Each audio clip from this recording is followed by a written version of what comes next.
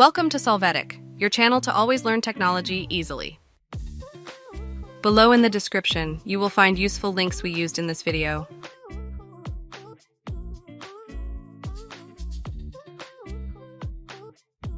Today in Solvetic, we will see how to remove profile photo from Facebook. We start by entering our Facebook profile. Next, we click on our profile photo, and then on the See Profile Photo option.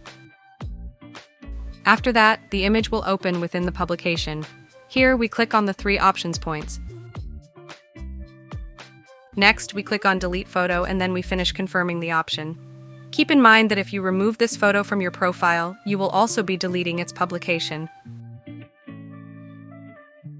Finally, we will see how our profile image is deleted. Hey, remember to subscribe Solvetic channel.